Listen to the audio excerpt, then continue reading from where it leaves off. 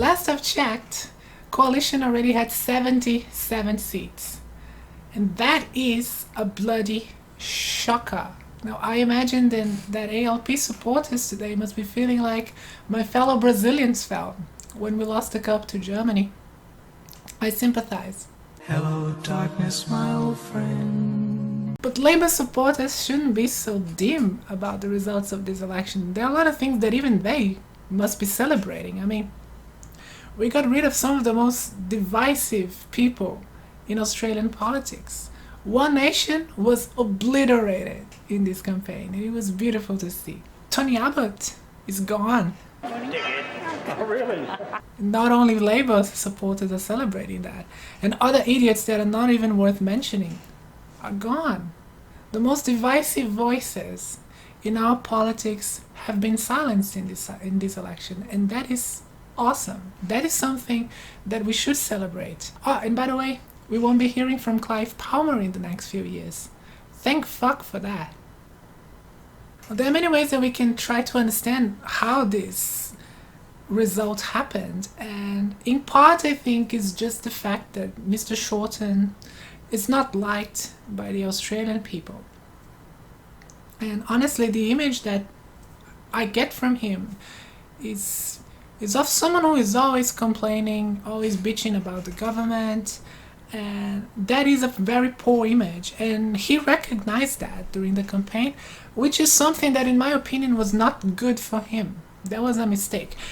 And his lack of popularity was a major problem for the Labour Party, and honestly he should have resigned when he lost to Malcolm Turnbull in the last election. That was a mistake on his part that cost, that I think if he had done the right thing back then, today we would have a Labour Party, a Labour government. So that is a lot due to his mistake for not acknowledging the fact that Australians don't like him. Sorry. He seems like a nice guy, good politician, but he doesn't have the charisma necessary to win an election. That was pretty clear. The campaign ran by the coalition was kind of vitriolic, but let's be honest, it was pretty good. Like, seriously, this ad is genius. Labour, it's the bill Australia can't afford. Another thing that for me was a big game changer was Scott Morrison's interview with Waleed. That was a big thing during this campaign. Now, I didn't know much about Scott Morrison when he became Prime Minister. That was, of course, a big surprise to everyone. The only thing I knew about him is that he was the idiot behind the boat scheme, the buyback boat scheme. That was all I knew about him, and of course I wasn't very impressed, and I think most Australians weren't very impressed about this guy. But that interview really changed my perception of him, and I think many people felt the same way. He came across as someone extremely level-headed and extremely reasonable. In fact, what he did in that interview was expose Waleed as a slanderer and show that to him, his idea of supporting the Muslim community is to actually help people, while Waleed's idea is to sit comfortably in a studio and spew divisive rhetoric on television. And that was a big thing in his campaign, because few people knew very well who he was, and that interview changed how people looked at him. Started seeing him not only as a reasonable guy, but as a decent guy, and a guy who's actually interested in working with minorities and helping minorities to stand up and thrive in this country. Now, my political positions, of those who might be wondering, is I'm pretty much on the center, and I side with the coalition a lot in matters of economics, and in matters of human rights, I actually don't side with any, to be honest. Like, for example, people like to point fingers at the coalition in the humanitarian crisis of asylum seekers, but let's be honest, the Pacific Solution, very catchy name by the way, was a bipartisan policy.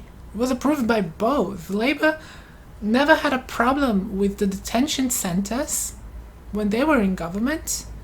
In fact, it was Malcolm Turnbull's government that found a way to minimize the problem. So we have to be honest about these things.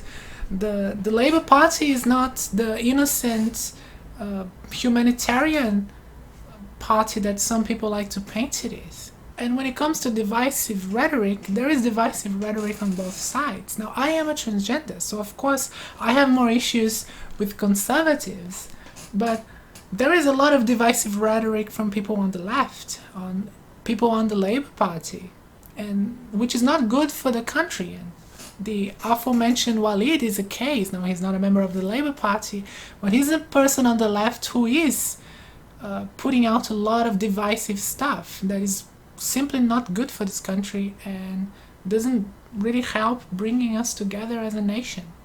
Now, my main issue with the coalition is climate change, and it's a shame because climate change was a big thing in this election, and it really pisses me off the way the coalition deals with this issue, because in my opinion this is the most important issue of our generation, and we really need to take this seriously, and it seems like the coalition doesn't. And this bothers me a lot, and it's my main concern with this government. And we do have to be very vigilant about that, and really be on top of the coalition and make sure that the government does what it has to be done regarding climate change. And many countries show that using alternative energy sources and investing in technology doesn't kill your economy. You know, you can have, there are many examples to follow of China, of Germany, of Japan, and Australia could be a leading country in sustainable energy. So it's a shame that that our government doesn't seem to take this seriously. And I hope they change their policy, and hopefully, without dickheads like Tony Abbott to cause problem in the government, Mr. Morrison might be able to actually do something about this. Let's hope so. I can't vote. I am not a citizen. In fact, I'm not even a resident yet. I'm still here on a visa, on a student visa. And for a few reasons, I think the coalition is better for this country than the LP. I think it's certainly better in the current moment.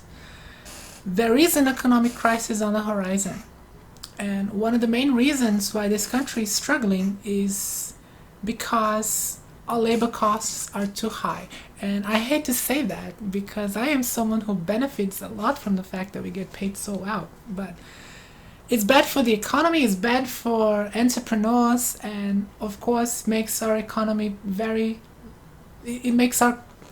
not competitive enough. And I think a Labour government would just make the problem worse and would bring this country to a pretty serious economic